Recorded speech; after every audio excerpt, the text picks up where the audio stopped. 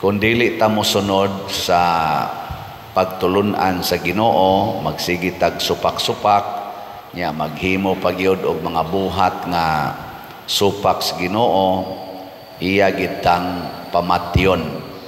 Mao nang naa sa atong unang pagbasa, gisugo niya ang mga anghel sa pagpatay. Giuna ra ba ang taga didto sa templo?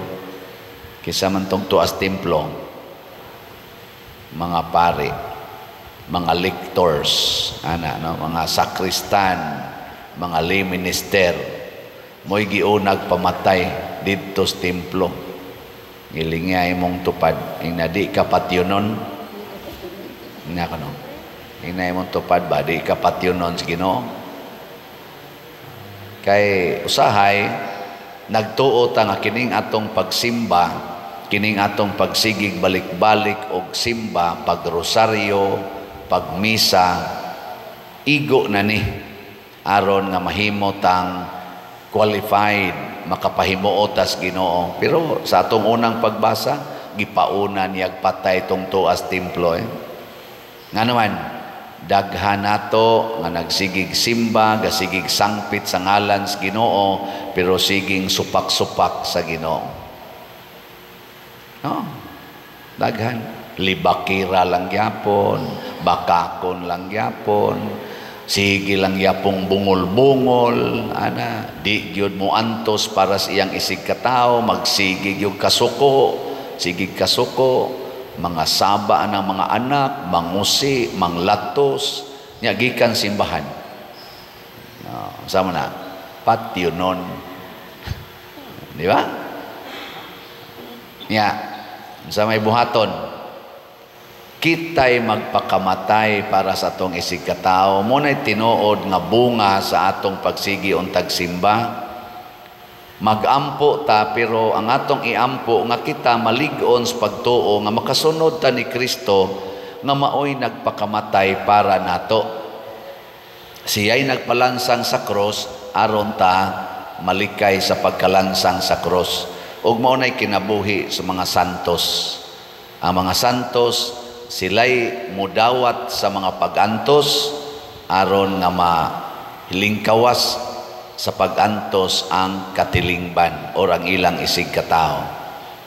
Sige, laing lingi sa imong tupad ing na andam kong muantos para malipay ka. Ing na ko nawe. Andam kong muantos aron malipay ka. Ing no de kas imong tupad ayaw na paningil ha. Di na ka maningil. Mao bitaw ang mga sugo ni Hesus, pulos gyud makalipay sa atong isig katao. Tanawa ha, kung tamparoson ang imong pikas aping, unsawan? Patamparos lang pikas. Katong nanamparos nimo, lipay ka ito. Kaya magsigir magi siyag tamparos nimo. Matagbaw siyag tamparos ba? Pasaylua o kapituan, kapito ang nakasa. Di katong nakasa, lipay kay siya, kay imo man sigihag pasaylo. Makalipay gyud. Kung kamo magpahulam, ayaw na paningil og bayad, aporting lipayas ng huwam mo. Di ba? Ang sa pamailain, ibaligya ang tanan mong katigayunan o ang halin, ihatag ngadtos mga kabos, askang lipayas mga kabos. Di ba? Sa pamailain, nasugo sa Ginoo. Ang saan? Napamoy na hibawan? Ha?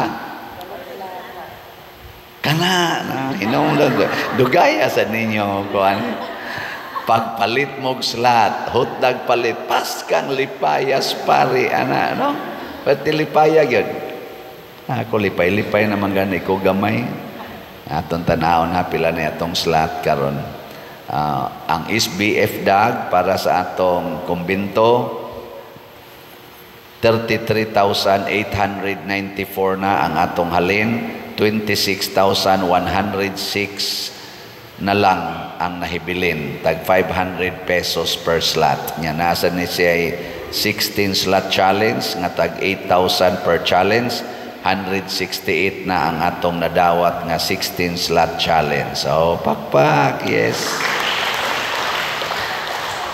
Makapakpak kita sa kalipay kay sunan ganang namalit mog slots.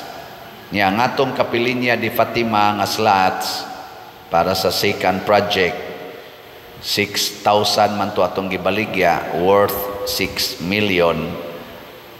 Ang atong halin, total halin kay ang dinhis ato 4,740. Ang dito sa kapilinya nga nahalin, ambot pa ba sila'y halin karon 943 na.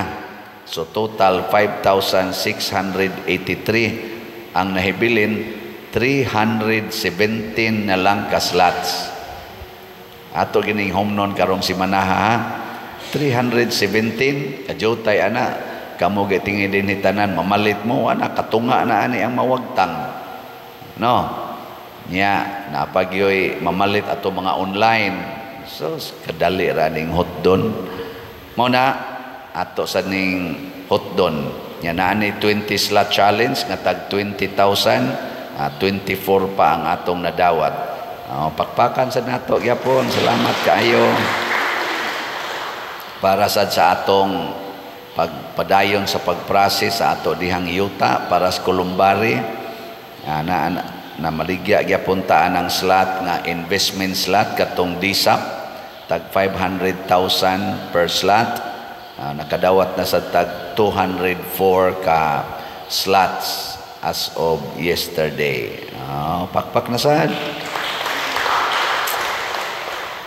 makapakpak tas kalipay tungod aning mga tao nga kanabang nagtuman sa sugo sa Ginoo kay makalipay lagi gyud generosity may ang tawag ani charity makalipay gid na siya pero naa gani nato ang kadawo naa nato ang purti gyud ka kana ganing kama dali kitang masuko dali kita masina naa nato ang pagkaambisyoso ana partigyong guula mo bitaw ang atong nasod ron ug mutan-aw mo sa social media pagka gubuta gyud paminawon kay ang accusation sa atong mga government officials na sige kunong korupsyon di nun tanan naaman say mga buutan ana nila pero kusog kuno kayong korupsyon pasabot ang kaugalingon ra gyud sa government officials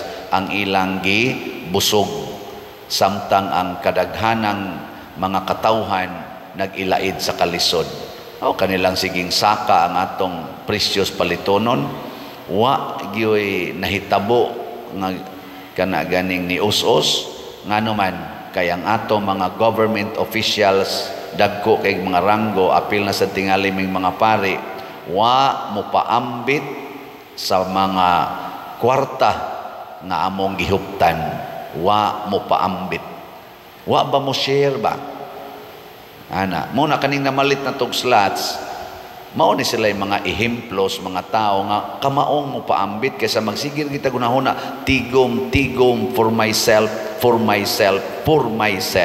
ana mao na makaguba sa atong katilingban mo na si Maximiliano Kolbe dili lang ang iyang gipaambit ang iyang abilidad ang iyang pagsigig gatukod man sa nisiyag mga hospitals o mga kanini ang eskwelahan o nagsigi ni siyag tabang batan-on ra kay ni siya 47 years old sa dihang namatay siya pero dagko kay siyag nabuhat og ang kinadak-an niyang nabuhat iyang gihatag ang iyang lawas aron patyon aron maluwas ang kadtong usa ka piniriso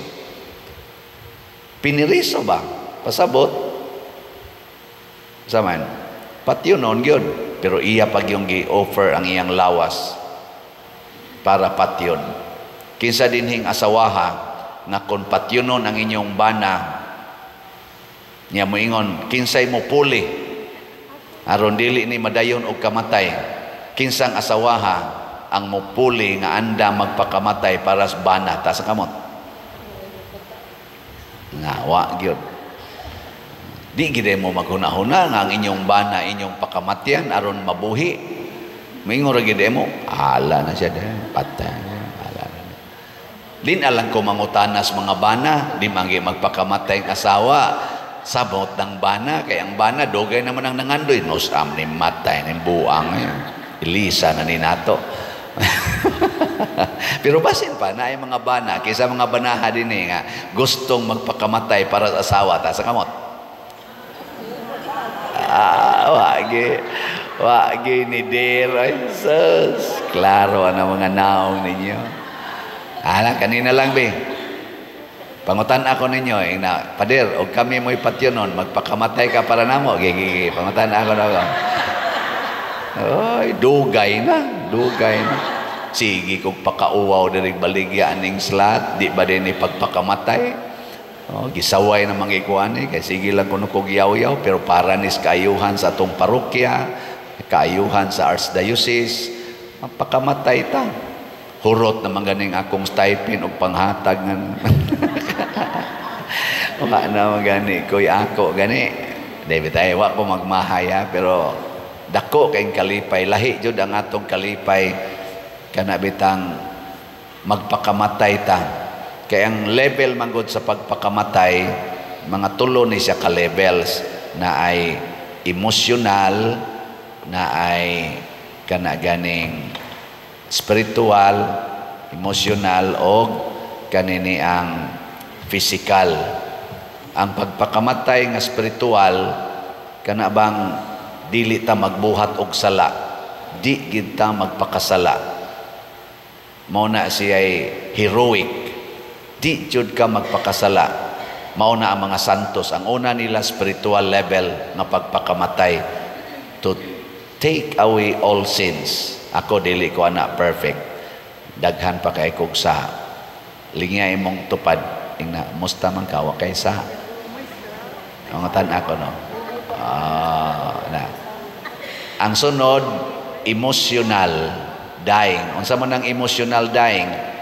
Kana bang di ka mopagawas sa imong kasuko ngadto sa imong isig katao, imong iluom ug adto nimo i-offer sa Ginoo. Mo nay gibuhat sa mahal nga Birhen Maria, mao sa nay gibuhat ni Kristo. Wa sila mosyagit, wa magyaw-yaw, wa manginsulto bisag sakit na kay ilang gibati. Ni hilom og ni sultis Ginoo. Kana mga asawa nga yaw-yawan kay karon, hala, pag-practice mo og emotional dying. Ayaw nagyog tingog, no? Ayaw sa kusmod. Relax lang. Nindot kay na siya. Nya dayon ang physical. Unsa may physical dying? Ang pagpanghatag og material things. Kana bang material things nga atong gikinahanglan sa mas kwarta, pagkaon, ug uban pa balay, ipanghatag na, i-share na siya. Nya ang sunod dayon kaning magpakamatay kita sa atong lawas, martyrdom. Mao na siya ay physical. Nya di ta kahimo sa spiritual o sa emotional, maglisod ta paghatag sa physical dying for others. Mao na lisod kayo ang martyrdom para sa mga taong daghag sala. Pero sa mga taong jutay sala, dali ra kay na nilang martyrdom. Hinaut-on ta ato ning himuon kanunay kay mao ni ang gikinahanglan sa atong kalibutan karon. Matod pa diri sa atong tubag sa Salmo, ang himaya sa Ginoo labing taas kaysa kapanganuran. Pasabot, ang ato yung pangandoyon dili ang atong himaya, ang atong kalipay, kung dili nga maapilta sa himaya sa Dios, bahala nag ang atong lawas kunis-kunison dinhi sa yuta. Nya ang kalipay nga tinud-anay tua didto sa himaya sa Dios, dili sa atong kaugalingon. Bi katapusang lingi sa imong tupad ing na sugod na kog pakamatay karon. Ina, isaad ba yun? Ako no, sugod na kog pakamatay karon. Nindota no. Ang uban nagkusmod lang yapong naong, sige lang, hala lang mo din.